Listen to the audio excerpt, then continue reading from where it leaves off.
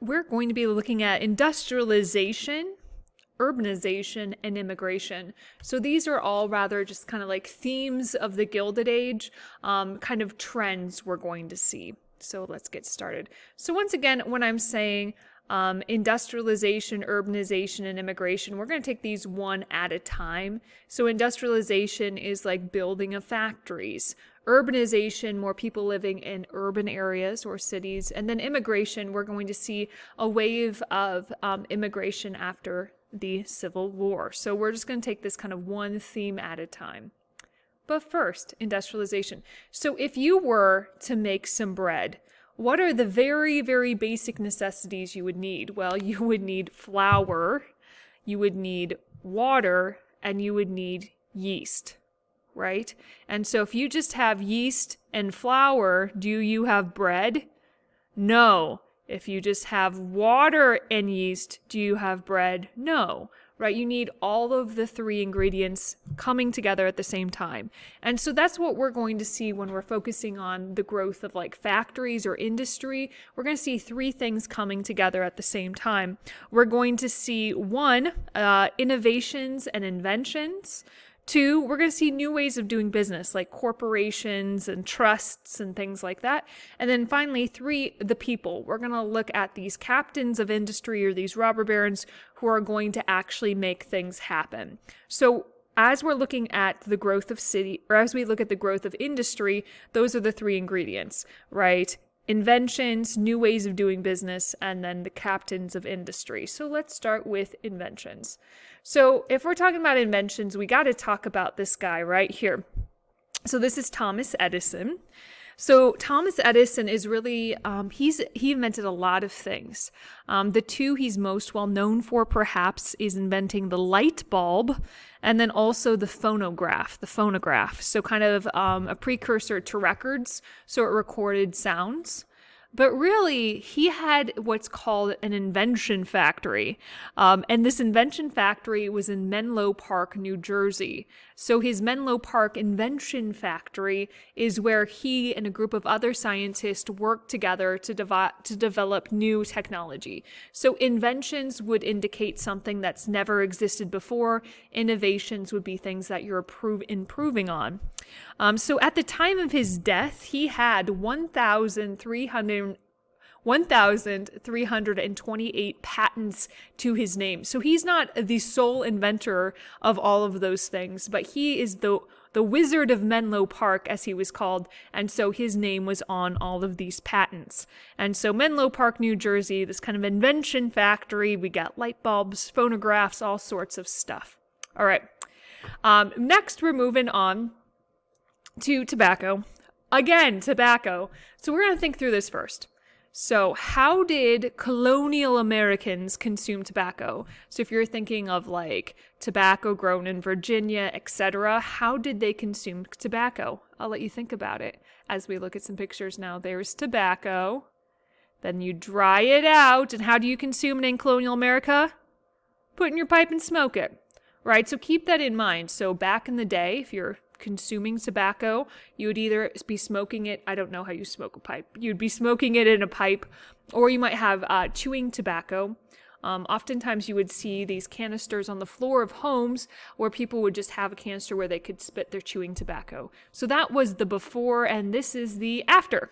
So now what we're going to see is the growth of cigarettes, no longer just chewing tobacco or pipe smoke, but rather cigarettes. So this is just kind of so you can see. So United States is the one we're tracking. So United States is blue, right? And then we're going to see 1900, 1920, the 60s, right?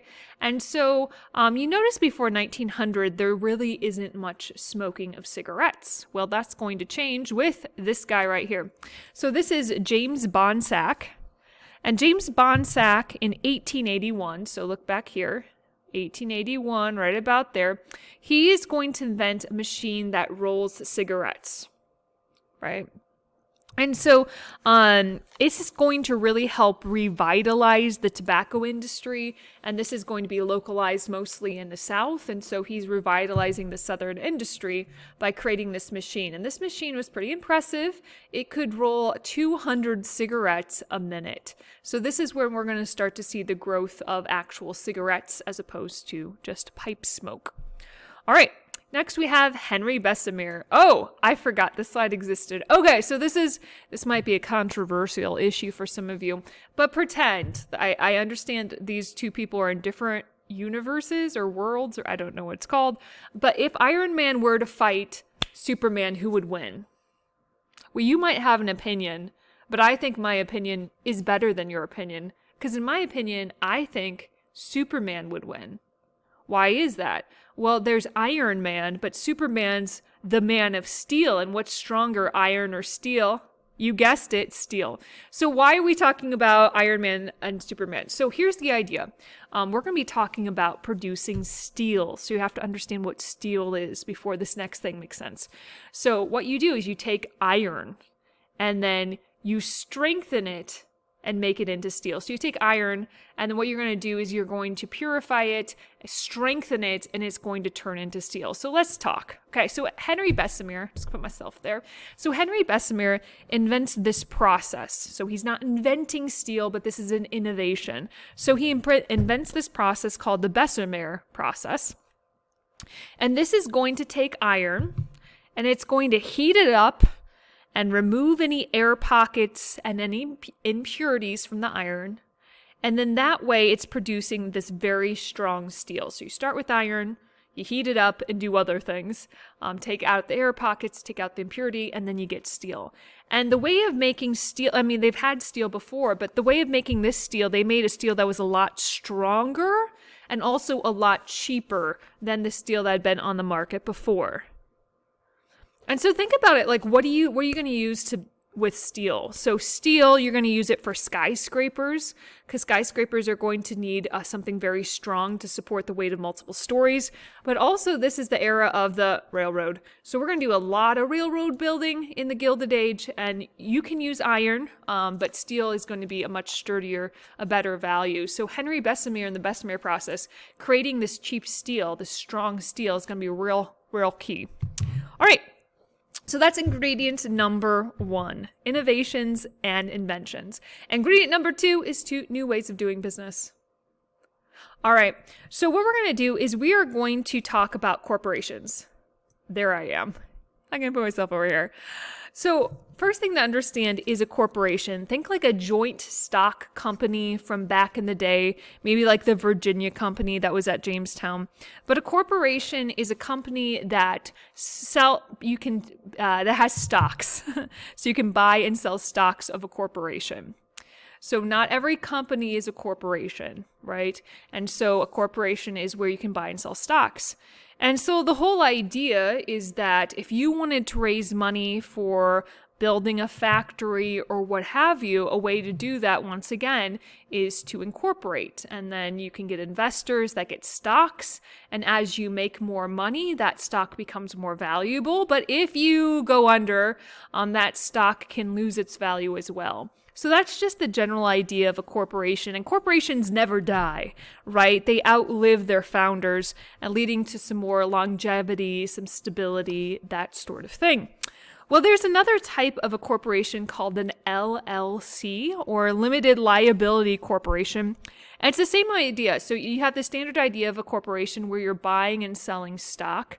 But an LLC, the idea is even if the corporation goes into debt, so say they get sued or something like that, and they go into debt, the shareholder isn't responsible for that debt. So limited liability. It limits your liability. It limits your risk. You might think, well, isn't that not fair? That's unfair, right? Like if you own the company, you should be responsible for the debt. But the whole idea is the Americans, this is actually a good thing because it helps encourage investment, because taking away a little bit of the risk, giving a little bit more stability to the situation is going to encourage people to invest, which is overall a pretty good thing. So once again, we're at new ways of doing business, corporations and kinds of corporations like an LLC or limited liability corporation. All right. So what we're going to see is a couple of economic terms to understand. We're going to talk about horizontal integration, and then later we'll look at vertical integration. And if you open like a textbook in economics today, these are still terms that are used, right? This is still relevant to the world. So these are new ways of doing business. So horizontal integration first. Right? So I'm just going to read it. Buy out your rivals in your industry by creating trusts. Idea was to create one giant trust or one giant company, depending, that would control a given market and eliminate competition. So pretty much you're trying to get a monopoly in the market, right? A good example of that was Rockefeller, and we'll look at Rockefeller in a little bit. Rockefeller and his company of Standard Oil. So he would buy out other oil refining businesses or other oil refining companies, and he would create one giant company. That way he could control the market. That way he was really at 1% he owned, I think, 90% of the oil refining business in North America, right? He was creating a giant monopoly. That's horizontal integration. Buy out or crush, depending on the situation, any rivals you might have in the market, whether that be steel or oil or selling hot dogs. Okay. And this is just a preview, but what's going to happen eventually is Standard Oil, they're going to break it up. They're going to say, hey, you're too big. This is not good. And so you can just see the timeline of how Standard Oil was broken up and then turned into these other companies. Yeah. All right. Now we're going to look at vertical integration, right? And this is the idea is you're going to control all aspects of the production of a specific product. So the idea is to eliminate the middleman by owning everything you need to produce your product, right? So cut out the middleman. So for example, Andrew Carnegie was really good at this, and this was his company, U.S. Steel. This is what they did.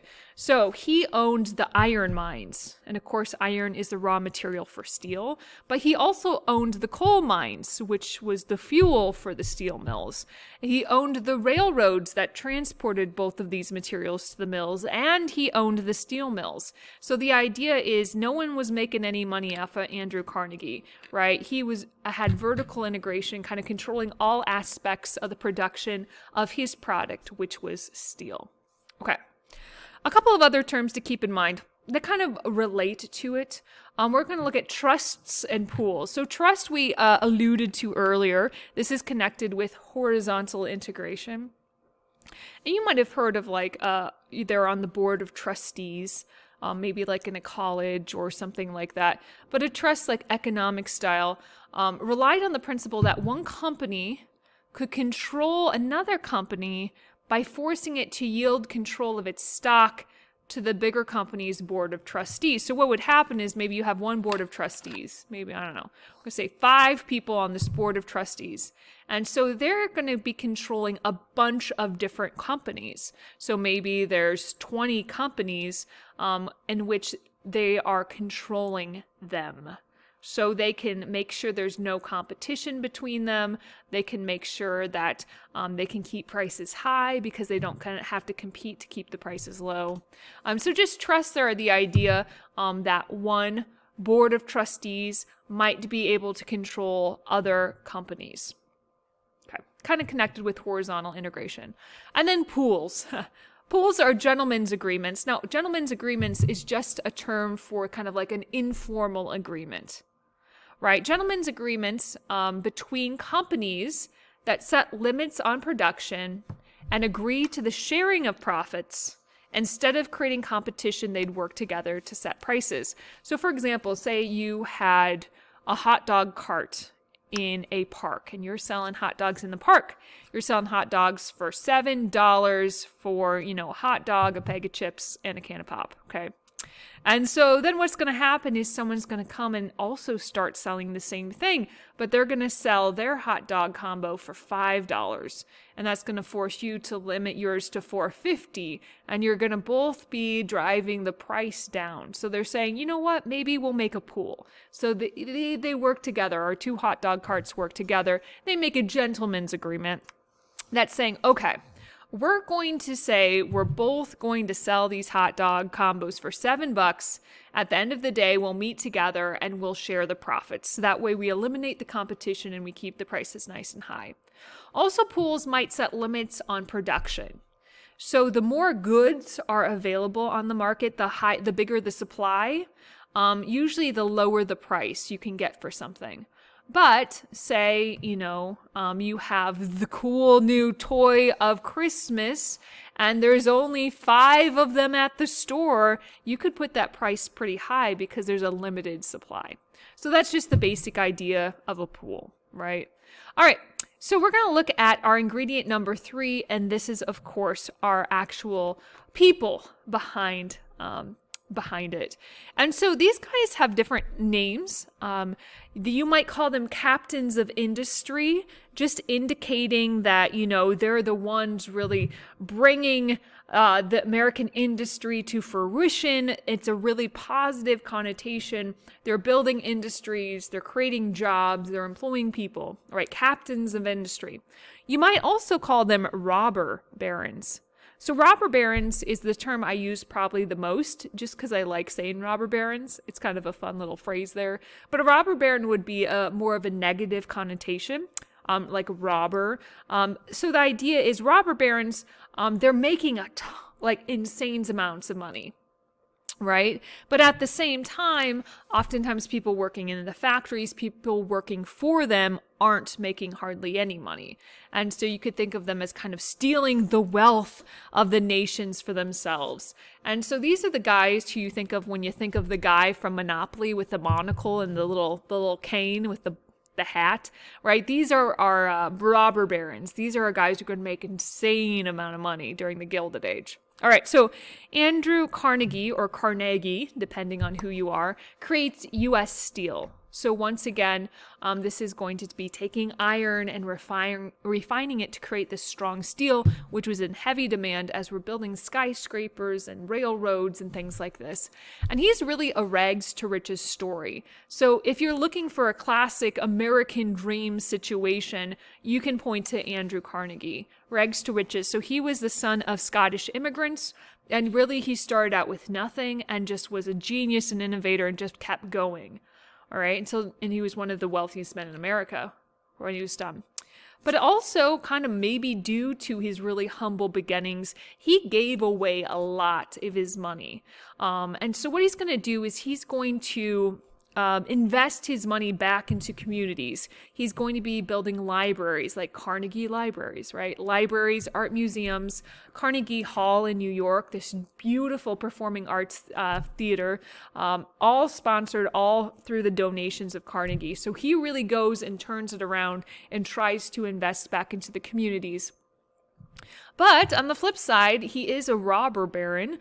He's the people who are working in these steel mills often were working really long hours for low pay. He prevented the growth of union in his steel mills. And we'll see actually a very notorious example of one of the steel mills regarding the Homestead strike. We'll look at the Homestead strike later, but if you want to just connect that to him now, but it was a strike in one of his steel mills that was violently crushed. Okay, so there's that too. So once again, you kind of have to hold two things in your hands at the same time. Yes, they're creating industry and jobs and creating the steel we need to build America, but in the same time, in a different hand, you're like, yeah, but the people who are working in these steel mills, what about them, right? So kind of keep both in the back of your mind there. All right. So this is in Cedar Rapids, Iowa. This is an example of a Carnegie Library. In fact, it's still around today. So this is right by the Art Museum. And so where I grew up in Northwest Iowa, we also had a Carnegie Library. A lot of communities across America had Carnegie libraries built on Carnegie's dime. And then this is just inside Carnegie Hall in New York. Once again, some people pronounce it Carnegie, others pronounce it Carnegie, so it's the same person. Just saying. Okay, next robber baron is our friend J.P. Morgan. Now, J.P. Morgan worked in finance, right? He is a banker. And so he didn't have as much money as perhaps some other robber barons, but he certainly had more power. Okay. And so, for example, he's going to be buying U.S. Steel from Carnegie. So not a lot of people would be able to pull that off, but J.P. Morgan could figure it out. So J.P. Morgan ends up buying U.S. Steel from Carnegie. And another thing to note is that at one point, he actually bails out the U.S. Treasury. Remember, this is the age of the gold standard where people could exchange cash for gold, right? And so U.S. Treasury, their gold supply was running really low. And so the U.S. Treasury actually went to J.P. Morgan for a loan. So this is 1895, in case you're wondering. The President Cleveland at the time. And fun fact, President Cleveland, he's one of those forgettable presidents, right? There's not a whole lot of things we'll note about him. But one of the fun facts while we're here is that President Grover Cleveland, he was the only president we've had who served 2 terms, but non-consecutively. So it was Cleveland, and then it was Harrison, and then it was Cleveland again. Anyway, so President Cleveland actually asked J.P. Morgan for a loan. And so J.P. Morgan actually loaned the government money, or loaned the government, money in order for them to get more gold. And so at least in my lifetime, I've seen the U.S. government bail out banks. I've never really seen a bank bail out the U.S. government. So you can see that's a lot of power when you're bailing out the government. All right.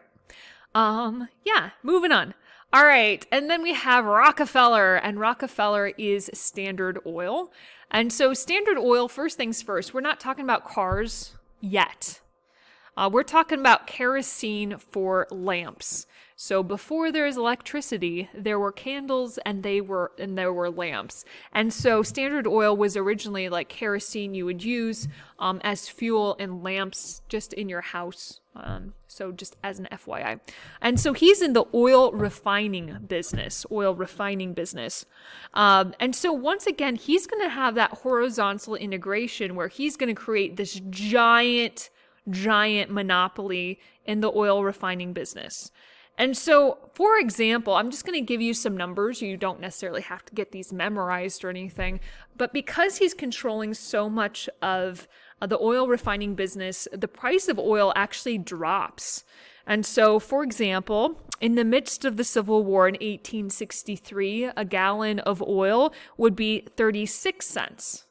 However, by 1885, roughly, 20 years later, the price of oil drops from 36 cents down to 8 cents per gallon. So it's one of these kind of, I'd say like Walmart effects. We're not going to go into Walmart, but understand like Walmart has so many stores, so many customers that they can make less profit on each item, but because they have so many items they're selling, they're still making a ton of money. So it's something kind of similar to that. Because he has pretty much control of the whole market, he can still make a lot of money, even if he doesn't make a lot of money on the individual gallon of oil sold. That kind of makes sense. Maybe not. But yeah, keep that in mind because it's counterintuitive. You would think, well, if I had a monopoly, I would charge more for my oil because, who's going to stop me? But actually, he's going to drive the price of oil down for the average consumer. Okay. But once again, he's a robber baron. And so he's going to use some pretty ruthless tactics to kind of eliminate his competition. We'll kind of look at some of that more next unit. So by the way, this is the Gilded Age. We're going to see a lot of corruption, a lot of problems in the Gilded Age. And the next era right after this is going to be called the Progressive Era. They're going to try to fix the problems of the Gilded Age. So we'll revisit this in the next era, in the Progressive Era, just as an FYI. So he's going to use some pretty ruthless tactics to drive out his competition, to crush his competition. So once again, robber baron. He does, one of the things he's probably most well known for with his money is he invests a lot in the University of Chicago. And so he gives $75 million to the University of Chicago to help establish it. And so University of Chicago is really a well-known university. Former President Obama used to teach constitutional law, I think, there. And so anyway, so he does give some of his money away. Not to the extent of Carnegie, but still, $75 million for the University of Chicago is a good example of one of the ways he did give away his wealth. Okay. All right. So now the question is, like, how do you justify having all of this wealth? Right? This is an era where we're going to have people that are insanely wealthy, and also specifically like immigrants who are insanely poor. And so how do you think about this? How do you justify this huge gap? All right. And so we're going to look at two different ways people justified it. We're going to look at social Darwinism. And then secondly, we're going to look at the gospel of wealth, which is one of Carnegie's ideas. So let's start with social Darwinism. So it's, if you think of Charles Darwin, the phrase might come up, survival of the fittest. So like in nature, the bird that has the best features is going to be the strongest, the most fit, and more likely to pass their genes on to their kids. And so over time, you're going to form a bigger, stronger genetic bird. I'm very good at science. I don't know why I don't teach science. I tell you what. Anyway, so the idea of survival of the fittest is Charles Darwin's idea. But social Darwinism is to get that idea of survival of the fittest and kind of put it into society, kind of talking about society and humankind. So, a social Darwinism would claim that the success one achieves in society is determined by their genetic makeup. Right? So if you're really successful in society, it's probably because you're smart and you have really good genes. If you kind of are a failure, it's probably because your genes aren't as good as someone else's, right? So it's really just a kind of reductionist idea of saying success and failure has to do with your genetic background. But the gnarliest part of this is the second part of this idea, which is, well, if you were to help the poor, that would actually be a bad thing because you were unnaturally promoting the survival of kind of unfit or flawed genetic makeup. And so really, you shouldn't really invest a lot into the poor because you're kind of going against nature. It's survival of the fittest, and you're unnaturally promoting these unfit genes, right? And we're going to see this idea actually blossom like the 1920s and the eugenics movement. More on that later. And so social Darwinism. All right, moving on. The gospel of wealth. So this is perhaps a less gnarly way of thinking about this huge wealth gap. And this is Carnegie's idea. And remember, Carnegie gave away most of his wealth. And Carnegie thought the wealthy really should live modest lives, not this excessive, extravagant life. He thought that was bad. He thought the wealthy should just live modest lives, and then their extra wealth should be given away to benefit society. Right? That's the basic idea of the gospel of wealth. He's like, this is how it should work, right? I'm really successful, but I am just a trustee or a steward of all of this wealth. So I should just live a simple, modest life, and then the money I should use to give it away to society. So that's kind of just the very basic idea of like the gospel of wealth. Okay, moving on. These are other notable robber barons. So like these won't necessarily be on a test, but just so you can see, there's a lot of different robber barons, and I just chose some, perhaps the names you might recognize. So Cornelius Vanderbilt, railroads and shipping. If you know Anderson Cooper, that is his family. J.B. Duke is tobacco. Leland Stanford. So if you know like Stanford, it's in California. It's pretty much just in San Francisco. It's just one giant metropolitan area. It's named after our friend here, Leland Stanford. Andrew Mellon is aluminum. John Jacob Astor's real estate. And so there's a lot of different Gilded Age robber barons. I just gave you the two most noteworthy ones. Okay. we're just going to skip that. All right, so now we're going on to urbanization. Fun. So we're going to say goodbye to just industry and hello to the growth of cities. All right, so what we're going to see is the growth of cities. So I'm going to give you some stats just so you can see how cities are going to grow. So we'll start in 1960, so a year before the Civil War, right? 1861, the Civil War had just begun. So a year before the Civil War, when we're talking about cities, we're saying 8,000. So if 8,000 people inhabit a location, we're going to call that a city, at least 8,000. So in 1860, a year before the Civil War, 17% of Americans lived in a city of 8,000 or more. In 1900, that went up to 33%. In 1920, then, it was up to 50%. And so we're going to see this trend of more and more people living in urban areas and in cities, okay? And as these cities are growing, we're going to see a lot of progress, positive things, but also a lot of poverty as well. So we're going to see both things growing in cities at the same time. So we'll start with the progress. So steel. We mentioned this before, but you're going to need steel for skyscrapers because it's going to have to be something very strong to support the weight of multiple stories. And so this is going to replace kind of the old brick buildings, the old masonry, the old brick buildings. We're going to see steel supports. All right. Electricity. Of course, this is going to be lights when we're talking about cities, specifically like lights, trolleys, subways, elevators. All of these things are going to be using electricity. We're also going to see city planning. So I'm going to flip through this quick. So city planning. So for example, I'm just going to move myself over here. Instead of just willy-nilly just adding on to a city, typically the idea is that you'd have in the center the central business district, and then you would have workers' homes, and then as you go out into the suburbs, better residences, and then of course commuter traffic in between, right? So city planning, that's a cool thing. Leisure time, so this is like actual free time. So we're going to see the growth of sports, things like traveling circuses, so Barnum and Bailey, that's the age of the circus. Wild West shows, bicycles, croquet, all of these things are becoming more popular in the Gilded Age. And then better education. What we're going to see is elementary schools are going to become mandatory. So compulsory elementary schools.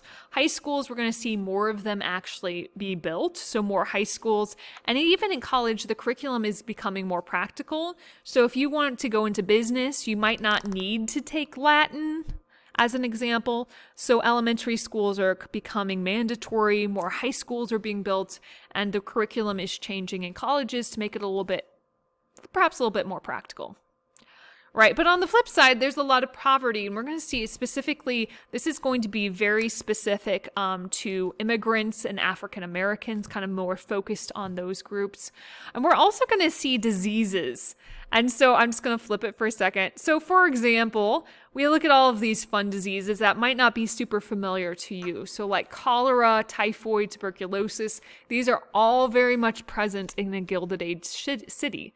So cholera, for example, this is in the water. So this is a bacterial infection in the water. And so if a water source is infected, it's really easy to spread. Typhoid is usually food or water. And so this is the era of Typhoid Mary. She had typhoid, but she didn't have any symptoms. And she prepared food, and as she prepared food, she was spreading typhoid to like an entire community. So typhoid, that would be water or food. And tuberculosis, that's usually air droplets, that sort of thing. And so you can imagine if you're living in a really crammed apartment with a lot of immigrants, that these things can spread really, really quickly. Okay, so disease. Oops, going the wrong way. All right, growing pains. What do I mean by this? What I mean is the city is really struggling to keep up with the growing population. And so we're going to see lots of people moving into the cities, but the infrastructure of the cities isn't able to keep up. So when you're talking about water or sewage, they're not able to keep up with the growing pace of the city itself. And also you're going to see a lot of like factories just kind of belching pollution into the air right next to residential areas. So as the cities are growing, there's going to be some problems with that. And finally, just social menaces. What does that mean? So this would indicate increases in like crime and suicide, alcoholism, prostitution. All of these things are going to grow as the cities grow as well. Crime, suicide, alcoholism, prostitution, these are growing as well. So just kind of giving us a kind of broad strokes of thinking like there's awesome things happening. There's a lot of problems happening. It's progress and poverty at the same time. All right, so we'll talk about immigrants here soon, but the first thing we're going to understand is something called a dumbbell tenement. So a tenement typically means like housing for the poor, and you think of tenements specifically kind of in cities, at least in my head, in cities on the East Coast. So as immigrants are coming to the United States, they're pretty destitute. They probably find themselves into a dumbbell tenement. And they're called a dumbbell tenement because they're in the shape of a dumbbell. Let us explain. So here you go. This is a dumbbell. This is also a dumbbell shape. All right. So what would happen? Well, one, what are these? These are housing for the poor, typically recent immigrants. And so you can see this is kind of a floor. So one floor, you got kind of 4 apartments. Each apartment had, a bedroom or 2, a kitchen, a parlor. And then they shared 2 toilets. So there's no like sinks here. That's not the situation. They're literally just toilets. And so you have somewhere between 4 to 16 families living in one floor. So you might have somewhere between 1 to maybe even up to 4 families in one apartment. Okay. And so that's a lot of people for 2 toilets. Also, you notice there are these I'll just show you the picture, air shafts. And so the idea is because of the toilets, they needed to kind of cut into the building's ventilation. I don't think that's the right word, but plumbing. I don't know what they needed this for the toilets. And also they were supposed to have a window in all of the bedrooms. And so what happens is they cut these areas out of the building, and that creates kind of the dumbbell shape to it. And so this is where the toilets are. And then of course you have the windows for the bedrooms as well. So a dumbbell tenement is like the classic, right off the boat in New York City, you'll probably find your way into a dumbbell tenement if you're an immigrant. Okay. And also one of the problems with these air shafts is that they would help fire spread quite easily. And so because of the circulation of the air, if something caught on fire, if something caught on fire, it'd be easier. It would be more likely it would spread quite quickly. All right.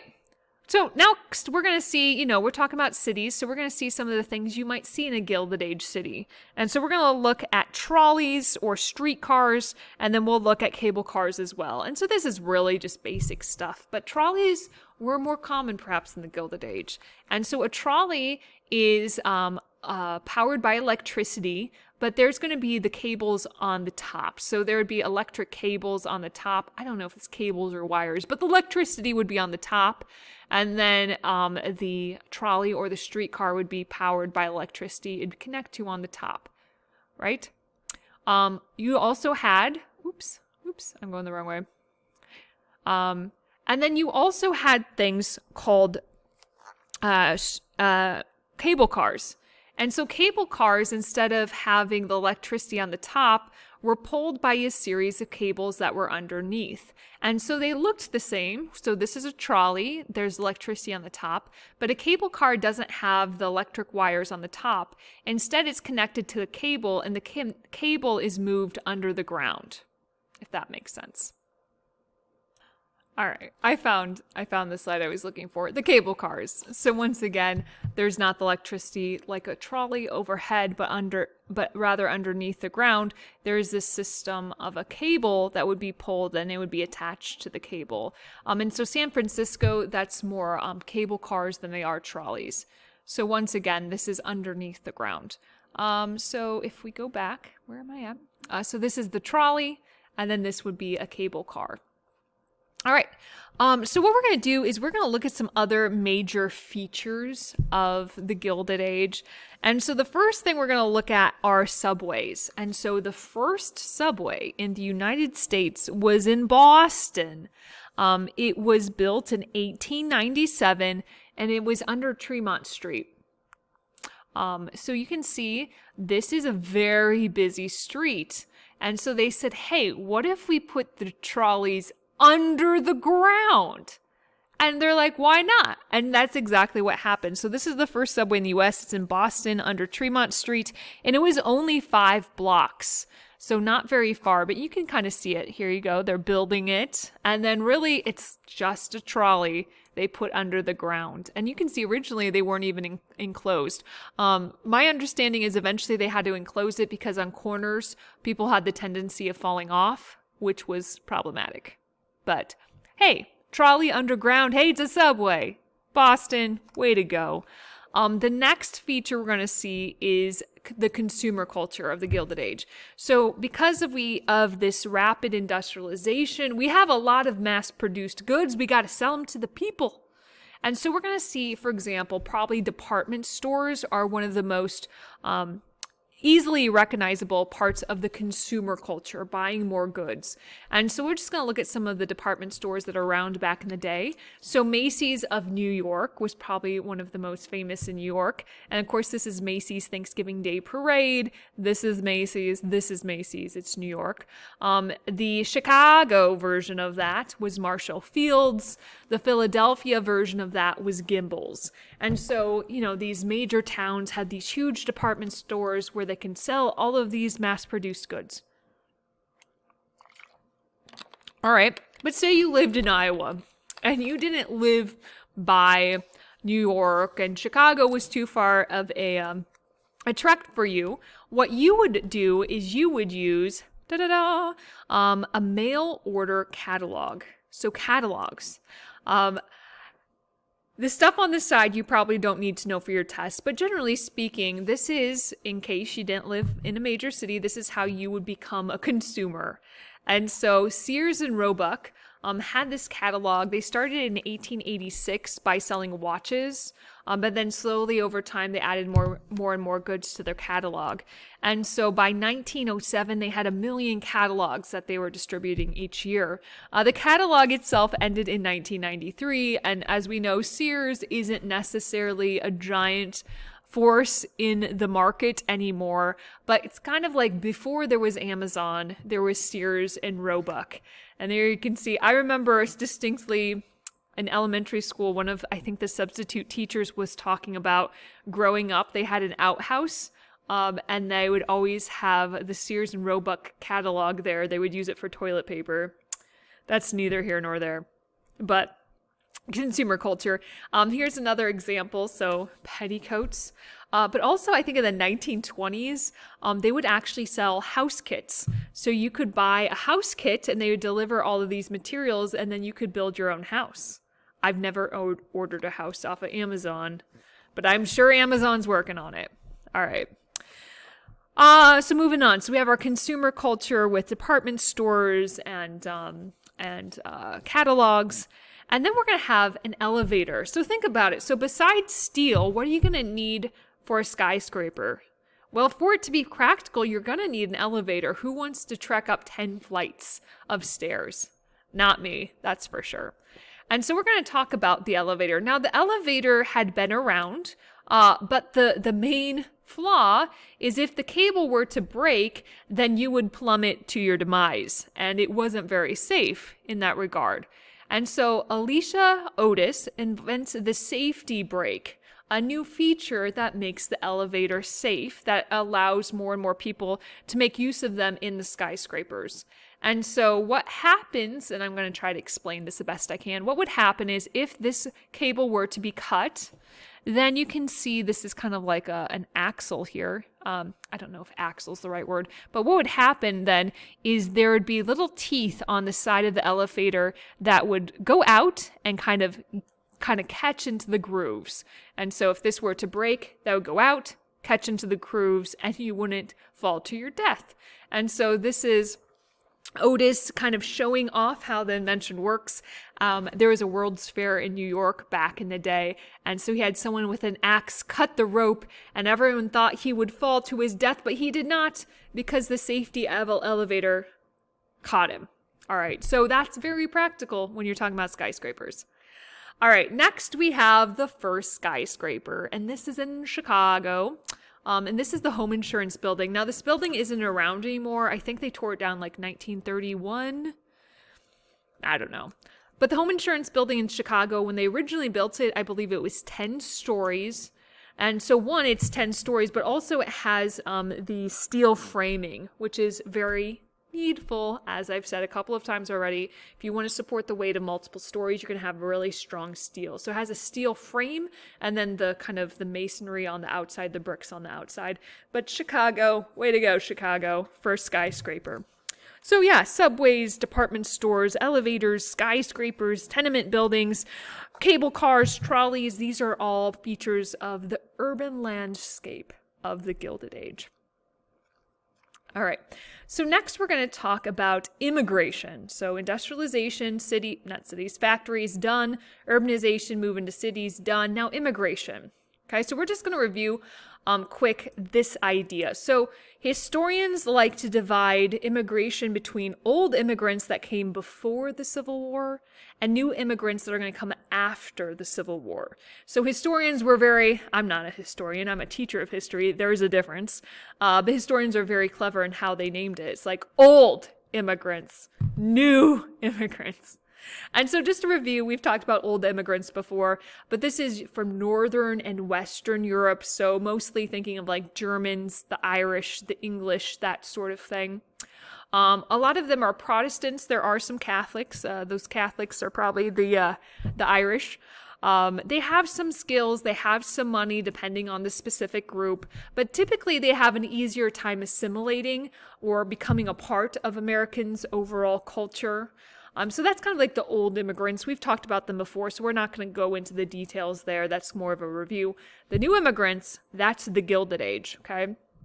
And we'll look at a map in a second here, but we're talking about Southern, so think like Italy, Southern Europe, and Eastern Europe, so like Russia, Poland, Austria, Hungary, the Balkans, places like that. So Southern and Eastern Europe. And this is really broad strokes. So we're not going to see a lot of Protestants immigrating. Instead, we're going to see like Catholics, Eastern Orthodox, Jewish immigrants specifically, as we'll see from Russia. And so very different than kind of the old immigrants that might be Protestant, right? And by the way, just Protestant as a very broad stroke definition is if you're a Christian who's not Catholic, you're probably a Protestant. So like Methodist, Episcopalians, Lutherans, Baptists, all of those folks would be under the idea of being a Protestant, okay? New immigrants, broad stroke here, unskilled, illiterate, destitute, and they're going to have a harder time assimilating than perhaps the old immigrants. So in a big idea, old immigrants are before the Civil War, and then like a generation later, we'll have new immigrants coming after the Civil War. All right, so let's look at some pictures. So this is a little chart that would demonstrate what we just said. So 1854 is here. So that would be old immigrants before the Civil War. You could say like Britain, Ireland, Germany, some others. And then 1907 would be new immigrants after the Civil War. And you can see, oh, there's a lot here. So this is specific to 1907. So Russian, Italian, Austria-Hungary, the Balkans, and then a lot of other things. Here's a picture of a map. So once again, we're talking about Southern and Eastern Europe more. And so Southern Europe, like Italy, and then Eastern would be like Austria-Hungary. This is the Balkans down here, Russia. And so that's just kind of general idea when we're talking about new immigrants. Okay. Also, when we're talking about new immigrants, we got to talk about Ellis Island. So Ellis Island is in New York. And so here is, so Manhattan's here. So like the Freedom Tower or like where the World Trade Centers were down here. And then you have Ellis Island right by the Statue of Liberty. They're all kind of right in that harbor. And so the whole idea is immigrants would first come to Ellis Island and be processed to like their paperwork and also health inspections before they were allowed to go further into New York. So we're going to see a lot of our new immigrants end up going through Ellis Island as they come to the United States. All right. Oops, going the wrong direction. Oh, there I am. So we're going to look, So Midwestern. So we're going to look at some specific groups within the category of new immigrants. The first are the Slavs. So Slavs is just a general term that means a lot of different countries. So Poland, Slovakia, Russia, Bulgaria. This is just all under the umbrella of the term Slavs. A lot of them are fleeing taxation and compulsory military service. And there's a 47% illiteracy rate. So they're not able to read or write even within their own language. A lot of them are unskilled, and so they'll end up working kind of in manual unskilled labor. Their religion, mostly Eastern Orthodox. They're going to use the Cyrillic alphabet, so an alphabet even different than the one we use here. All right, so there's about 4 million Slavs coming in for new immigrants. Also, we have the Italians. And something to keep in mind is Italy wasn't unified as a country till like 1871-ish. And so when these folks are coming to the United States, they're labeled as Italian, but they don't really consider themselves Italian, right? They more recognize the region of Italy where they came from. But in the United States, they're all just Italians, right? They're fleeing poverty. And for the Italians specifically, there's going to be a 45% re-immigration rate. So we're going to have people from Italy going to the United States, making some money, and then going back to Italy. Right. And so we're going to see about 45% re-immigration rate, where after they make some money, they're going to go back to Italy. And once again, sometimes they're coming over as entire villages. A little bit, you could compare that to what the Germans did before the Civil War as well. Finally, we have a Jewish community. Specifically, we're talking about this time from Russia. And so Russia was really persecuting the Jews. Tsar Alex II initiated race riots and lynching. There were over 600 laws regulating the Jews in Russia. And so a lot of them are coming to the United States to seek refuge, and they have no intention on going back to Russia. So if you ever watched the movie/musical Fiddler on the Roof, that's the situation going on in that movie. Typically, this Jewish population didn't have a lot of money, but they had marketable skills. And so they were tailors or merchants or carpenters. So a good example of this is like Levi jeans. They come from Levi Strauss, who was a Jewish immigrant who was a tailor. Okay. All right. Moving on to how does the United States respond to this influx of immigrants? Well, we're going to see a very negative response, but also a fairly positive response. We'll start with the negative response. So just like to review, right? So when we talked about our old immigrants before the Civil War, the group of nativists that was most vocal perhaps was the Know Nothing Party.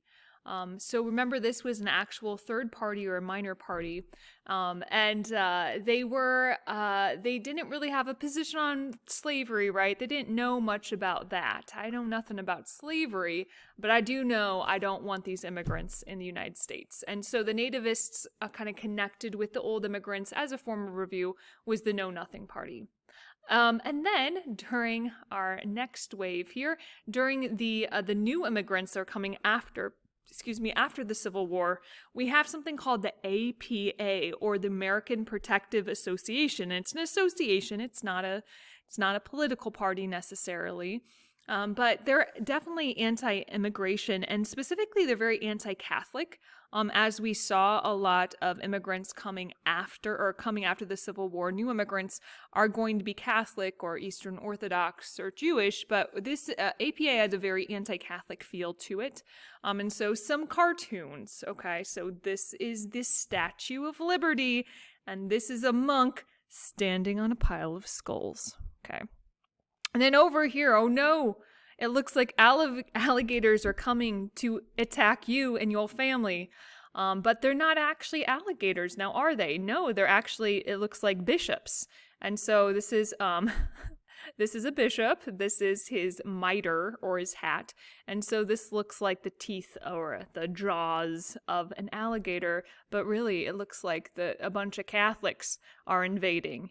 All right. And to prove my point, just to make it clear, this is the oath you would swear when you're becoming a member of the APA. And I'm not going to read the whole thing, but you can see it's pretty much anti-Catholic. So it's saying, I will use my utmost power to strike the shackles and chains of blind obedience to the Roman Catholic Church from the hampered and bound consciences of a priest-ridden and church-oppressed people. Then I will not aid in building or maintaining by my resources any Roman Catholic Church. I will not enter into any agreement with the Roman Catholic to strike or create disturbance whereby Catholic employees may undermine and substitute their Protestant co-workers. I'll move myself over here.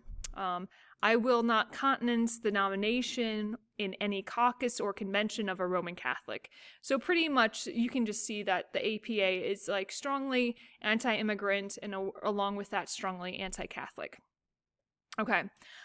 So we are now going to look at some pretty horrendous things that are going to be happening not on the East Coast, but the West Coast. So remember, California has a gold rush. And so we're going to see some Chinese laborers coming over to work in the gold mines or the gold fields. Also, we're going to see here a little bit later, we're going to see a lot of the Transcontinental Railroad is going to be built by Chinese immigrants. And so what we're going to see is a lot of Chinese immigrants coming into California, and that's not going to sit well with some of the locals.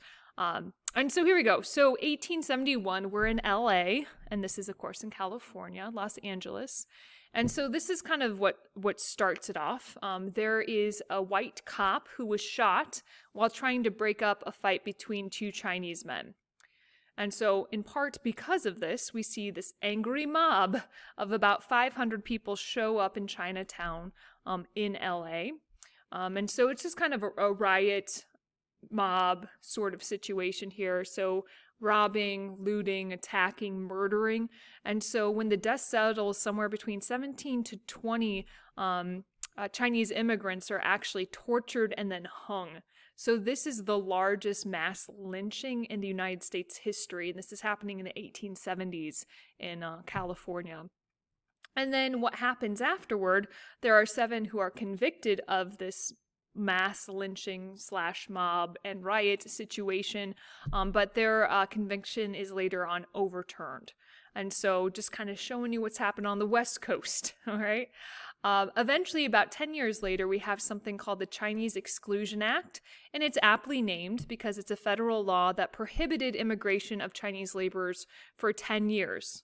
Later, that's going to be extended, and we'll talk about our immigration policy really will change in the 1920s.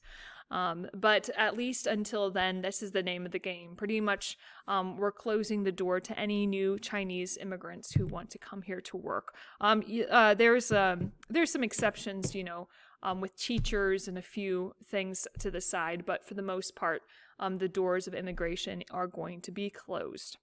All right, so that's all very much the negative, like how do we respond in perhaps a negative way to this influx of immigrants after the Civil War. But also there were definitely people who are trying to help the immigrants adjust to life in the United States. Probably the best known example of that is Jane Addams' Hull House. So the Hull House is a settlement house. It's called a settlement house. So Hull House is in Chicago. And just really like very basic idea of what a settlement house is and what Hull House was. It's a community center meant to help immigrants. So you would build a settlement house, a neighborhood of a lot of immigrants. And then what would happen is typically it would be single white middle-class women who would live at the settlement house. And then those women would work as volunteers to do a lot of different programs. And so the Hull House starts small and it starts to expand. But the Hull House itself starts with Jane Addams and pretty much some of her friends who are living in this house together and then just helping immigrants in the neighborhood. And then they develop and grow over time.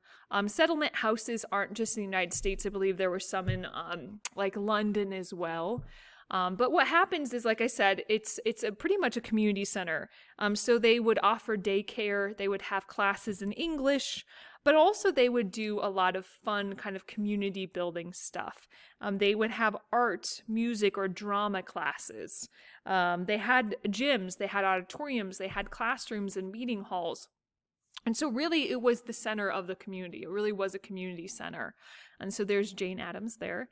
So this is what it may have looked like back in the day. And once again, it started out as a house and then it started to expand.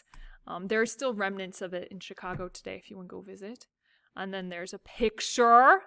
All right. And then here you go. Got some dancing going on, some eating.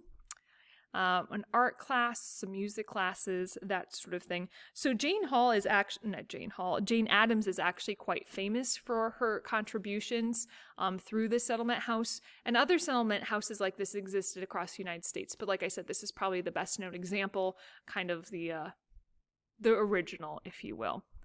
All right, so what did we just talk about? So much stuff. All right, so we were talking about pretty much three trends. Industrialization, urbanization, and immigration.